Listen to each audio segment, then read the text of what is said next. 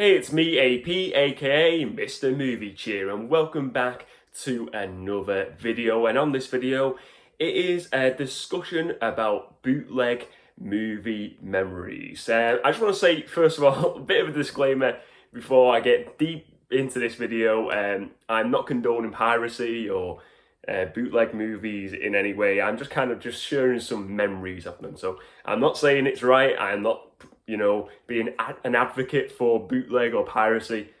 Just a quick disclaimer there, ladies and gents. But let's get into it. First of all, I want to sort of talk about is bad cinema recordings. I think I've got my notes here.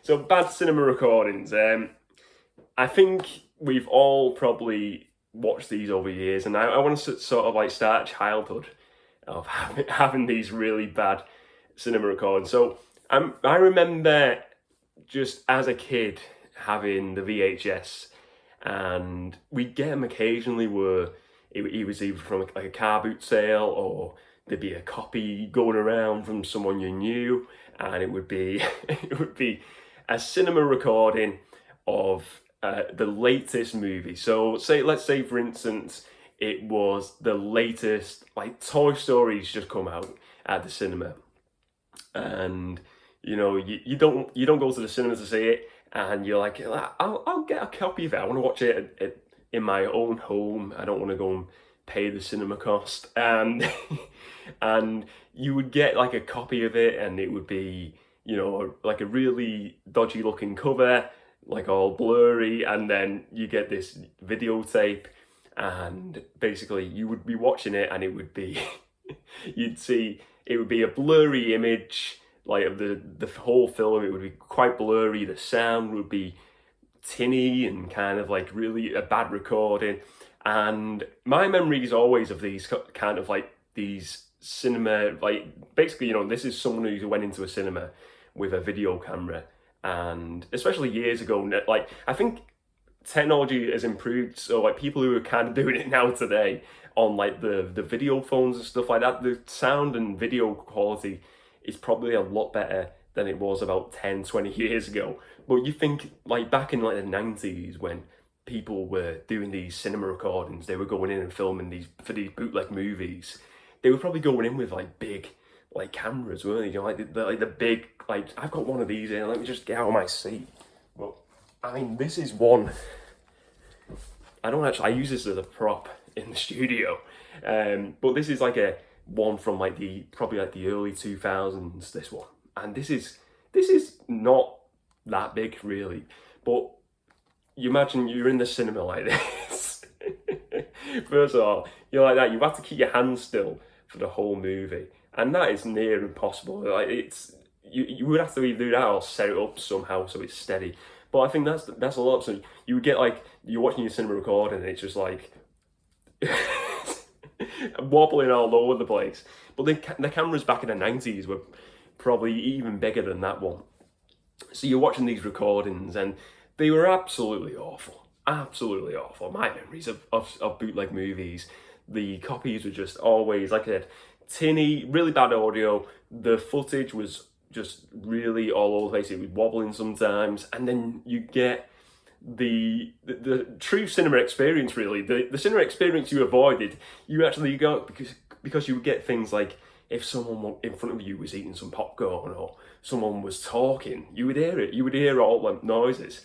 And the one that always cracks me up is when it's kind of like a black silhouette, because obviously the cinema's dark, and you see like just like silhouettes of people standing up going to the toilet, and you just see like this like black silhouette of someone standing up and going to the toilet or something like that, right in front of where the film is, the person's filmed with a video camera.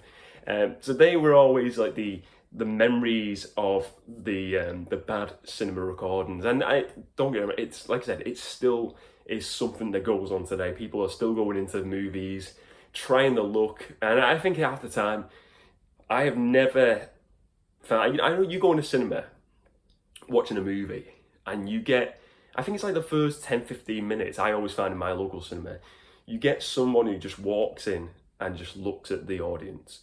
But maybe that is the point where that's the security check there, like let's just have a little browse around. Let's see, anyone got a camcorder? And then, but half the time, I imagine the people who are just checking in, they have no interest even in confronting anyone. If they, because I think I'd probably be the same. I think if I was doing that, working that shift, I would be like walking in and I'd be like, if I saw someone with a camera, I'd just be like, I'm not going to cause havoc here. What's the point? What is the point? Someone's clearly going to be doing this somewhere. I'd be like, let's just let it go. I just wouldn't be bothered. But yeah, that is, like I said, it still goes on today, and I think probably stuff has become a lot better than it has in the 90s. The copies and of like the VHS, obviously the technology has improved a lot since then, but it's just it's mad how many times it wasn't like a regular thing, but occasionally you'd get like a copy of this movie and it was like just a really bad record. And even on like DVD in the early 2000s as well, it's a very similar thing. Like maybe you get it offline, a copy or something like that. But next topic I want to talk about is car boot sales of copies. Just go into car boots. So I grew up in my house. My dad was always a car booter. For years he went car booting. He only kind of like retired from going car booting a couple of years back, and he loved it. He used to go every Sunday to the local car boots, and it was literally like it was something, his passion, his hobby, his passion, what he really enjoyed doing. I thought it was really cool, and I'd go with him occasionally, but it was kind of his thing. And I remember getting like loads of cool toys from the car boot, DVDs, VHS, but like the DVDs sometimes you come back with, it was so cool. But my memories of going, like I said, I didn't go all the time, but when I would go as a kid, growing up, going to car boot sales, my memories of the bootleg movies is very memorable for me. You go up, and I think probably a lot of people who would go car boots probably back in like the late 2000s, early 2000s to mid 2010s, you would see it. And I think this is my memories of the car boots was more with the DVDs. So you would go there, and how they allowed it, I mean, that is just, I think that's just a car boot thing. Maybe nowadays it doesn't go on. I think maybe with piracy, maybe like they clamp down on it a bit more, like local councils. But you would go there, and it would be just a table full of DVDs, but fake DVDs, bootlegs of the latest movies. And a lot of them, they were in like these, they weren't in the DVD cases I found. They were in like these like sort of like, these like invisible sleeves, like just like CD sleeves, like just like single like sleeves like that. Or sometimes they would be like a DVD shape, but they were a sleeve just rather than the actual DVD case. And it'd be like a really blurry photo of the movie, like a movie poster, just dead blurry and really grainy, just a really bad look to it. But they would be copies, and then they would just be like, like a quid, £2, £3 for these movies, something like that. And it was just, I don't think we ever bought one from them. Them sort of them tables. You go there, and I'd be amazed by it. I'd be like, wow, that's like the latest movies just there. And I'm like, wow, is that a decent copy or not? And the person would be like, yeah, it's a really solid gold copy. And I imagine it was a one of those shaky camcorder copies again. But yeah, it was surreal that was allowed. And like I said, I'd be very interested, because I've not really been a car boot in a while. For me, I've kind of like transitioned to charity shops now rather than car boots. It's like something like I said, I do enjoy car boots, nothing against them.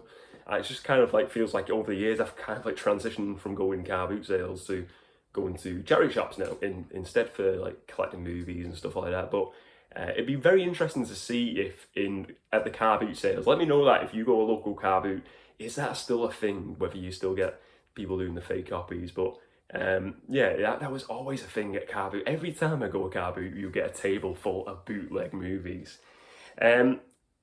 So next up, I want to talk about VHS shop copying of VHS. So, we had the video shops back in the 90s. I've said it on videos before. I think we went Blockbuster maybe once or twice, but it was very much a place we didn't go to because it was a lot more expensive. So we had like a local video shop I used to go to growing up, and it was great. I used to love going in there, and I've done videos on this. It was just such still to this day I remember the look of the room, going in that and just seeing all this room, this white room full wall to wall of VHS. It was amazing as a kid. And we had I think a lot of people had this when I'm trying to think of this, like whether it was DVD or VHS. I'm pretty sure it was VHS. So I remember us having like a double VHS player. I think it was either a double VHS player, or we somehow linked up two video players together.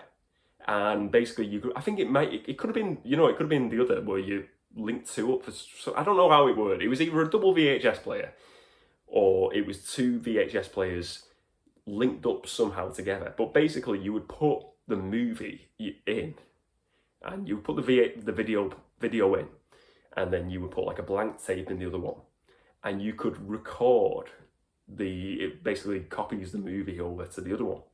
And we did this, and I think maybe this was like a known thing like back in the 90s, the early 2000s to do, that you could do, and you could like then just copy one movie from the other, because obviously this is before you're getting like things on, you know, online downloads and stuff like that. This is pre that era, and you would just copy you go and get the latest movie rent out for a night for £1 or something like that, and then you would copy that movie, and then you've got it in your collection for good. And I remember doing that as having that VHS technology at the time. That was something we did, and it wasn't ripping off anyone because we were paying for the movie at the time. And again, I'm not condoning it. I'm not saying it's right, but it's just, yeah, that's what we did at the time. This wasn't like a regular thing. It was just like the occasional movie what I probably enjoyed as a kid, like your Power Rangers or something like that. But I do remember doing that, and I think it's, like I said, as well, for like copying movies we had at the time for like family members. Maybe we'd like the latest latest movie, or we'd have a copy of a movie, and they'd be like, "Oh, we'd love to watch that," and we'd do them a copy or something like that. So that was another memory of it, and it's so weird looking back to think how you do. I think you'd have to like play the whole movie through. I don't think you could just like copy it instantly. I think you'd have to play the whole video of the movie, and then it would have to record the whole movie onto the blank VHS tape as well. But now we turn into the rise of the internet. The rise of the internet and online piracy, how that has changed bootleg movies forever. And I'm talking really, I think my first memories of downloads and stuff like that was LimeWire. There was a website called LimeWire back in the day, and it's like an online downloader. And I remember it was going around a friend's house growing maybe when I was like 10, 11, something like that. And he was using this LimeWire to download the latest music and stuff like that. And then I ended up getting it, and we started downloading stuff in this LimeWire. And then it's obviously transitioned now to Pirate Bay. Pirate Bay is obviously the huge one. It has been for many years for downloads. I think it's very like a notable name. If you mention Pirate Bay, a lot of people know what it is. And that's like kind of like the Google of, video piracy, really, and audio piracy, everything. You can get everything on there. It is pretty crazy. And when you see like the copies now, I think like you see now where it is transitioned again very differently, where it's not just getting your bootleg copies with someone going in with a video camera or the phone camera or something like that. Now you're getting kind of like things like leaked copies of movies coming out. You get like ones, when you get like the Oscar editions where they're sending out the Oscar movies to the people who do all the judging. They get leaked sometimes. One very memorable one for me was it was X-Men Origins, and it was the Wolverine Origins movie. And this was crazy, because this has just sprung up to me, to be honest with you. And basically it was leaked. I think it was before the release of the movie, or just at the time of the release of the Wolverine. This is the first Wolverine solo movie. And the movies is pretty bad. I think it's pretty bad. Maybe I have to do a rewatch of it, but there was a leaked copy out there, and it was kind of like a full-on. It looked amazing. It was like, it wasn't a camera copy. It was like a leaked copy, so it looked great. The footage was great, but all the visual effects were not done properly, so that it wasn't a complete copy. The visual effects are kind of like pre-vis, so you would get like where it would go into like an action scene of like the X-Men jet. It would just be like a digital version, but it would like have no detail on it, and it would just be like really basic. And then it would flip to like a real scene of like Wolverine, Hugh Jackman then, and it was just a complete incomplete copy. But I imagine that's like the way they build it up when making a movie, and I thought it was really unique that, and that was really quite a famous bootleg copy out there, I suppose, on the market of bootleg movies at the time. But it was bizarre watching it, because like I said, all the effects were just incomplete. I think like stuff like when obviously the claws would come out of his hand, there'd be no claws. So it'd be like this, like doing this, and then he'd be like, yes, I've got the claws or something, and then literally there's no claws or something like that. It was quite bizarre, but yeah, that again, that was a leaked copy online. That was probably on like Pirate Bay or something like that, and yeah, that was a notable copy. I've never seen anything like that again on online or of Bootleg Movie Memories. That is quite a surreal one. But I want to get the last thing I want to talk about with Bootleg Movie Memories. I want to talk about is custom case covers for movies. So I used to occasionally dabble in downloading the odd movie and stuff like that, and there was a website back in the day, and I've checked, this website does no longer exist, which is it was a bit of a shame, because I was hoping to kind of like reminisce, have that nostalgia, so I had to go on Google and just have to see some images of the website. But it was called cdcovers.cc, and it was this website, and you would go on and you could check out, I think sometimes they were like fan-made case covers, or they would be like official releases, and you would like, you just go in there, you search for what case cover you want, and you'd have like a really good fan-made one, like fan-made case cover, which would look like an original case cover, or you would get the official one, and it would have the back and the front and the side bit, and you would just print it out on a piece of A4 or whatever stylish paper you have, and then you could make your own DVD case covers, and you could do it for CDs as well, but I always remember doing it for DVDs. And I remember the most notable ones I remember doing was, first of all, wrestling ones. So there was like TNA, Total Non-Stop Action at the time. It wasn't massively viewable here in the UK. I think they had it on like a wrestling channel, which we didn't have. So I would end up watching like the pay-per-views and stuff like that sometimes, getting them downloaded, getting a copy of them somehow. And I would always remember making my own disc, just for my own pleasure, of like, I think it was like TNA Victory Road or TNA Resolution, Final Resolution, whatever it's called. And I would have in my collection like some of these TNA wrestling copies, and it was so cool at the time to have them copies. I thought it was great, because it was hard to get a copy, an official copy of that at the time. It's nowadays it's more accessible with Amazon, eBay, and it was, like I said, it wasn't something that was very much available in the UK at the time, so it was really cool to get a copy like that. And another one as well I remember for years having in the collection was a copy of Anchorman, and I've got the copy here. This is an official copy, Mike. This is an official copy of Anchorman, but for years I had a homemade copy of Anchorman, and it was the same cover, this one, exactly the same, but it was, again, a very blurry case cover that I made up myself. But it was sitting in the collection, and it was just one I always remember having in the collection for quite some time until I got an official copy of it. But I think about that, like CD covers now, making your own custom case covers, because you get stuff like we've now had the announcement of the shows like the WandaVision, the Marvel shows, the Star Wars shows coming to physical media. But for many years, when it wasn't coming to physical media, I'd see it on eBay, online. I would see, websites putting up their own fan-made custom case covers of these TV shows, and a lot of people, they would buy them, and I get why people would do that and why the fan-made community is quite on the rise and quite big. And again, I'm not condoning it, but I understand people want them ones, you know, what an incarnation of that in the collection. And if they can't get an official one, they're going to go that route. Now we're obviously getting official ones, which is really cool. But that's where them great websites like the CD cover websites really do come in handy, and you get a lot of creative people on the creating case covers. But yeah, they're some of my bootleg movie memories, ladies and gents.